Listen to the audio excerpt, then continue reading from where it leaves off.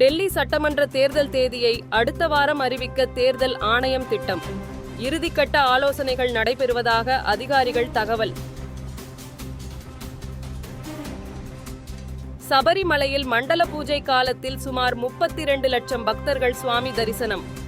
கடந்த ஆண்டை விட கூடுதலாக 4 லட்சம் பக்தர்கள் வந்துள்ளதாகவும் உண்டியல் வருவாயும் 297 கோடியை கடந்துள்ளதாக தகவல்.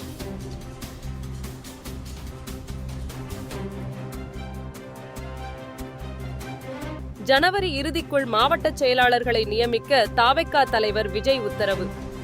பிப்ரவரியில் படப்பிடிப்பு முடிந்ததும் தமிழகம் முழுவதும் அரசியல் சுற்றுப்பயணம் மேற்கொள்ள திட்டம்.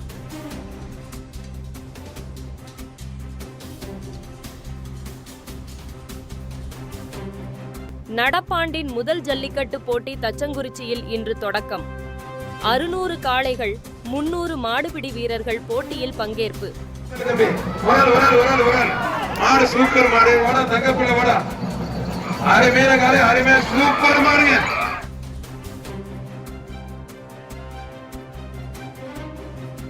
பொங்கல் பண்டிகைக்கு தேவையான பொருட்கள் வாங்க சனி ஞாயிற்றுக்கிழமைகளில் கூடுதலாக 50 சிறப்பு பேருந்துகள் இயக்கப்படும்.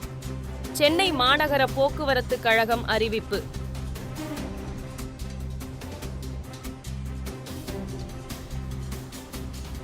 சிறுவர்கள் சமூக வலைதள கணக்கு தொடங்க பெற்றோரின் அனுமதி கட்டாயம்.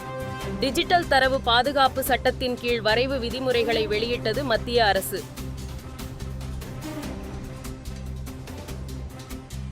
வைரஸ் தொற்று வேகமாக பரவும் தகவலுக்கு சீனா மறுப்பு. தற்போதைக்கு இந்தியா அச்சமடைய தேவையில்லை என்று மத்திய அரசு விளக்கம்.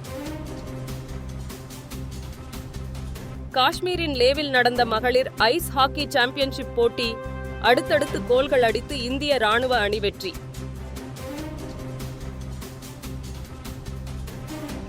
இஸ்ரேல் மீது புதிய தாக்குதலை நடத்தப் போவதாக ஹவுதி கிளர்ச்சியாளர்கள் மிரட்டல். 2 குழுக்களை தயார்படுத்தி இருப்பதாக அறிவிப்பு. பிரிஸ்பேன் டென்னிஸ் தொடர் காலிறுதியில் நட்சத்திர வீரர் நோவக் ஜோகோவிச் அதிர்ச்சி தோல்வி. தரவரிசையில் 293வது இடத்தில் உள்ள அமெரிக்க வீரர் ஒப்பல்காவிடம் வீழ்ந்தார்.